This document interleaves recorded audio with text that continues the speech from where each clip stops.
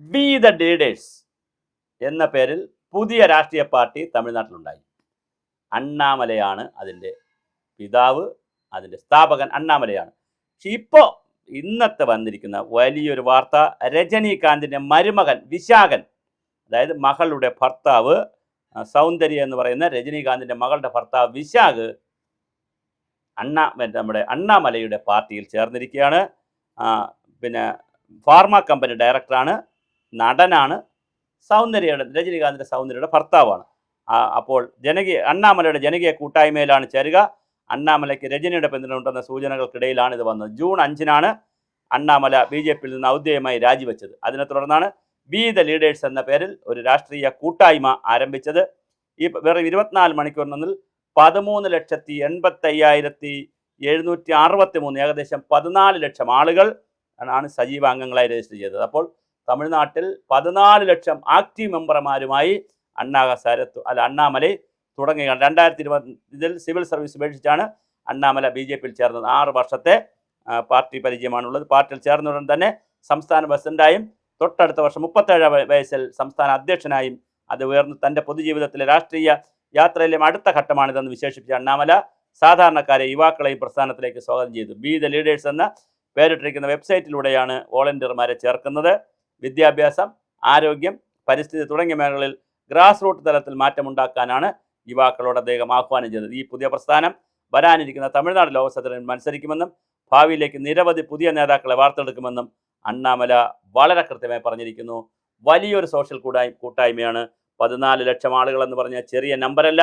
അപ്പോൾ തമിഴക രാഷ്ട്രീയം വീണ്ടും കലങ്ങുന്നു, മറിയുന്നു, മാറുന്നു, മുറിയുന്നു എന്നുള്ളതാണ് നമ്മൾക്ക് മനസ്സിലാക്കാൻ കഴിയുന്നത്. വിശാഖൻ കൂടി വന്നപ്പോൾ, രജനീകാന്തിൻ്റെ സപ്പോർട്ട് കൂടി ആയപ്പോൾ, ഒരു സിനിമാ സപ്പോർട്ട് കൂടി ആകുമ്പോൾ സ്വാഭാവികമായും അണ്ണാമലയ്ക്ക് വലിയ ഒരു സാധ്യത തമിഴ്നാട്ടിൽ കാണുന്നു. അത് ADMK ആൾറെഡി പ്രഖ്യാപിച്ചു. BJP-യുടെ തന്ത്രമാണിത്. ഇത് BJP-യുടെ പ്ലാൻ ബി എന്നുള്ള നിലയുടെ തന്ത്രമാണ് പറഞ്ഞിരിക്കുന്നത് അണ്ണാമലയോട് തമിഴ്നാട്ടിൽ നിന്ന് കാര്യങ്ങൾ ചെയ്യാൻ. പിന്നെ ഭാവിയിൽ BJP സഖ്യമാകാമെന്നൊക്കെ പറഞ്ഞിരിക്കുന്ന, പക്ഷെ അങ്ങനെയൊന്നുമല്ല. അണ്ണാമല BJP-യുമായി തെറ്റിയിട്ടാണ് ഈ കാര്യങ്ങൾ ചെയ്തിരിക്കുന്നത്. വളരെ കൃത്യമായി അണ്ണാമലയുടെ ഈ കാര്യങ്ങൾ ആരംഭിച്ചിട്ടുണ്ട്. അപ്പോൾ എന്തായാലും കൃത്യമായി തമിഴ്നാട് രാഷ്ട്രീയം വേറെ രൂപത്തിലേക്ക് വളരുകയാണ്. ഇതിനകത്തേക്ക് വി ദ ലീഡേഴ്സ് എന്ന പുതിയ കൂട്ടായ്മയിലേക്ക്, രാഷ്ട്രീയ കൂട്ടായ്മയാണ് അത്, പൊളിറ്റിക്കൽ കളക്റ്റീവ്നെസ് ആണത്. അതിലേക്ക് എഡ്യൂക്കേഷൻ, ഹെൽത്ത്, എൻവയോൺമെൻറ്റ്, അതാണ് ഒരു വലിയ ഭാഗ്യം എന്ന് പറയുന്നത്. എൻവയോൺമെൻറ്റ് അതിനകത്ത് കയറിയിട്ടുണ്ട്. Disaster management, environment, climate change, ഇതെല്ലാം പ്രധാനപ്പെട്ട മേഖലകളാണ്. അതിനകത്ത് അത് കയറിയിട്ടുണ്ട്. അപ്പോൾ എന്തായാലും തമിഴ്നാട്ടിൽ പുതിയ രാഷ്ട്രീയ ഉദയം വന്നിട്ടുണ്ട്. 14 ലക്ഷം ആളുകൾ എന്ന് പറയുന്നത് തീർച്ചയായിട്ടും ഫുൾ ടൈം വോളണ്ടിയേഴ്സായിട്ട് ആകാനാണ് 14 ലക്ഷം പേർ രജിസ്റ്റർ ചെയ്തിരിക്കുന്നത്.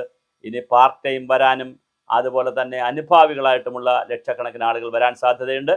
സംസ്ഥാന തലത്തിലും ജില്ലാ തലത്തിലും പ്രാദേശിക തലത്തിലുമൊക്കെ കമ്മിറ്റികൾ ഉണ്ടാകാൻ സാധ്യതയുണ്ട്. വിപുലമായ സന്നാഹത്തിനാണ് അണ്ണാമല ഒരുങ്ങുന്നത്. അദ്ദേഹത്തിന് 37 43 വയസ്സേ ഉള്ളൂ.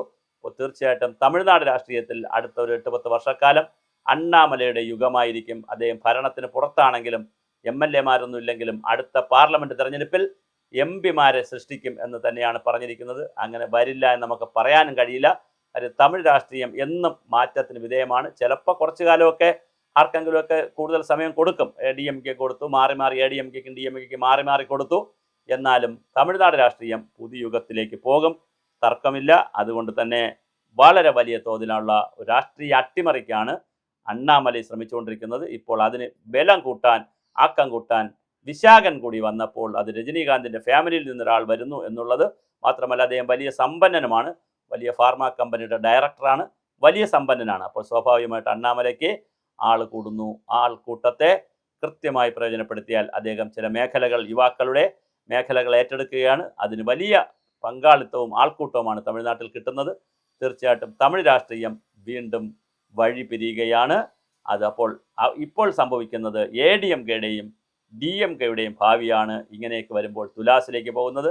കാര്യം ന്യൂജനും ഇസഡ്ജനുമായിട്ടുള്ള പുതിയ തലമുറ മുഴുവൻ വിജയുടെയും അണ്ണാമലയുടെയും പിന്നിൽ അണിനിരക്കുമ്പോൾ ഭാവി രാഷ്ട്രീയം ADMK-യും DMK-യും ഒക്കെ തമിഴ്നാട്ടിൽ അനാഥമാകുന്ന കാഴ്ചയാണ് നമ്മുടെ മുന്നിലുള്ളത്. അതുകൊണ്ട് തന്നെ പ്രത്യേകിച്ച് ADMK ഭരണവുമില്ല, DMK-ക്കും ഭരണമില്ല. DMK പക്ഷേ ഇപ്പോൾ ഭരിച്ചിരുന്നു എന്നുള്ള നിലയിൽ കുറച്ചു കാലം കൊണ്ട് നിൽക്കാൻ പറ്റും. പക്ഷേ ADMK-ക്ക് ഭരണമില്ല. അതുകൊണ്ട് തന്നെ തീർച്ചയായിട്ടും കുറേ കാലമായി അവർക്ക് ഭരണമില്ല. അതുകൊണ്ട് അവർ ഇനി എങ്ങനെ പിടിച്ചു നിൽക്കുമെന്നറിയില്ല. അത് തന്നെ പല കഷ്ണങ്ങളായി ADMK നിൽക്കുകയാണ്. എന്തായാലും നമുക്ക് കൃത്യമായി കാത്തിരുന്ന് ഓരോ വിഷയങ്ങളെ പരിശോധിക്കേണ്ടതുണ്ട്. വളരെ വളരെ ഗൗരവതരമായ ഒരു രാഷ്ട്രീയ അജണ്ടയിലേക്ക് തമിഴ്നാട് മാറിക്കൊണ്ടിരിക്കുകയാണ്. തീർച്ചയായിട്ടും അണ്ണാമലയുടെ പാർട്ടിയിലേക്ക് വിശാഖൻ കൂടി വന്നു. ബി ദ ലീഡേഴ്സ് എന്നാണ് പാർട്ടിയുടെ പേര്. അപ്പോൾ വളരെ പുതിയ ഒരു കളക്റ്റീവ്നെസ്, പൊളിറ്റിക്കൽ കളക്റ്റീവ്നെസ് തമിഴ്നാട്ടിൽ ആരംഭിച്ചിട്ടുണ്ട്.